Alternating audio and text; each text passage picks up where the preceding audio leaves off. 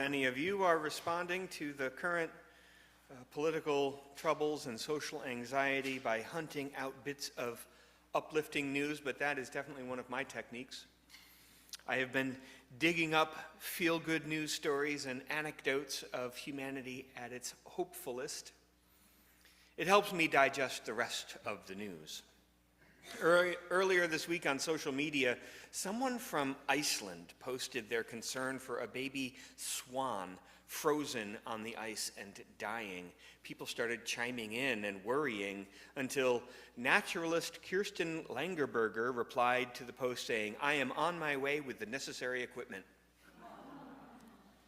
Turns out necessary equipment in this situation meant a friend, some thermoses of warm water, and a surfboard in case the ice failed.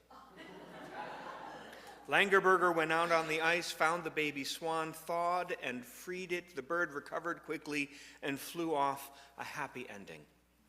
I love that a friend was included on the list of necessary equipment. It makes me wonder about the experience of the friend who accompanied the naturalist. You're going to do what?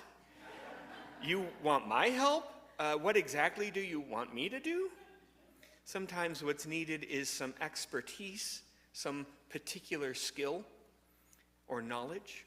Sometimes what's needed is a companion to ride alongside. We help each other in a variety of ways. We make the world a better place. Some days we save a baby swan. I remember a conversation with someone back when we were both in our 20s. We were on staff at a youth camp, and we were helping one of the high-needs youth process some social interactions that had not gone well earlier in the day. And later, this other young adult and I were talking, and he reflected to me a challenge he was wrestling with. He had expressed before that he was a survivalist, a live-off-the-land type of person, loved hiking and all of that. But this outdoors of athleticism for him was all framed in a deep belief in what he saw as Darwin's survival of the fittest. The problem, he confessed, is that kid that we just helped would not survive without a lot of support. And that's not how survival of the fittest works. But what if my friend had it wrong? Darwin's idea of natural selection and survival of the fittest is often, I have more recently discovered, misunderstood. At its base, the concept is simply saying that to pass on your genetic material to the next generation, you need to survive. To survive, you need to fit the demands of the world you live in. Darwin was not saying only the strong are fit, or only the intelligent are fit. He was saying only the fit survive. So what does it mean to be fit? In some ways, this reminds me of the theological arguments about what exactly is the image of God in humanity. Or in philosophy, we talk about what is the essence, what does it mean to be human, yes? And so this image of God in theology often, no, it's not really our physical form, obviously. Maybe it's our intelligence or our goodness, our capacity to love. I recently bumped into the idea that perhaps the image of God we carry is not found in our individuality, but in our collective. What if the image of God is experienced in community? Because that's certainly the answer to Darwin's concept of survival of the fittest. He was not talking about individuals surviving. He was talking about species. The key to our human survival as a species is found in how we support each other in communities. Other creatures have other traits. Sharks, finches, evolved to fit the world differently, as did we. What defines fit is different for different species, but somehow we humans have taken this phrase to mean only the strong survive. In the introduction to their 2021 book, Survival of the Friendliest, Brian Hare and Vanessa Wood write this: the idea of survival of the fittest, as it exists in the popular imagination, can make for a terrible survival strategy. Research shows that being the biggest, strongest, and meanest animal can set you up for a lifetime of stress. Social stress saps your body's energy budget, leaving a weakened immune system and fewer offspring.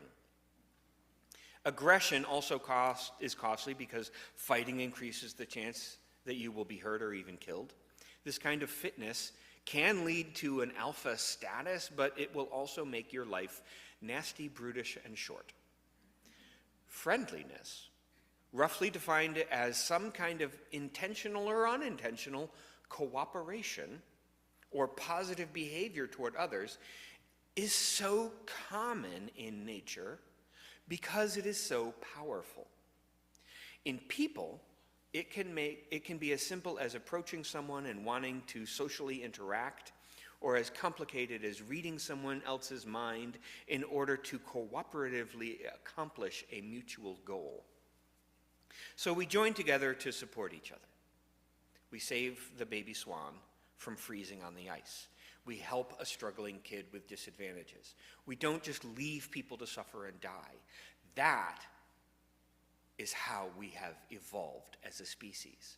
The fittest among us are not the strongest or the smartest or the ones who create the best tools. Instead, natural selection has amplified those among us who are kind and help build community. There's an anecdote about Margaret Mead that illustrates my point here. The story is found in Dr. Ira Bach's book about palliative care, and it may be apocryphal. But even if it is not something she really said, it is in keeping with the sentiment of Margaret Mead's style. A student once asked anthropologist Margaret Mead, "What's the earliest sign of civilization?" The student expected her to say a clay pot or a grinding stone or maybe a weapon. Margaret Mead thought for a moment, then she said, "A healed femur." A femur is the longest bone in the body, linking hip to knee. In societies without the benefit of modern medicine, it takes about 6 weeks of rest for a fractured femur to heal. A healed femur shows that someone cared for the injured person, did their hunting and gathering, stayed with them, and offered physical protection and human companionship until the injury could mend. Mead explained that where the law of the jungle, the survival of the fittest, rules, no healed femurs are found. The first sign of civilization is compassion, seen in a healed femur. I would counter that healed femur is humanity's version of survival of the fittest. Mead, in her story, names compassion. I've been talking about kindness. In the book I quoted earlier about survival of the friendliest, they propose friendliness as a key trait that opened our evolving species to surviving when others, like Neanderthals, went extinct. By evolutionary perspective or by religious sentiment, we're talking about how it is not brute strength or clever resourcefulness even that we find our greatest trait as humanity. How we help each other is what makes us human. Unfortunately, here's the spot where it all gets muddy. Friendliness or compassion or kindness is a trait that has been naturally selected to make us a stronger species. And there is a shadow side to this evolutionary story. Despite the benefits of kindness, there remain ample evidence that our species is not always kind. We still have violence and territorialism and gangs. We still have war and pogroms and death marches and genocides. And according to the research in this book, it may be linked to the key trait of friendliness.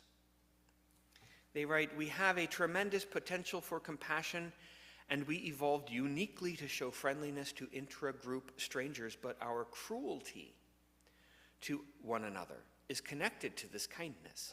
The same part of our brain that tamed our nature and facilitated cooperative communication sowed the seed for the worst in us. The shadow of kindness is cruelty, and the record shows we have ample capacity for both. The social scientists have studied cruelty with experiments around prejudice and conformity and compliance with authority to try to explain how the Holocaust occurred, for example.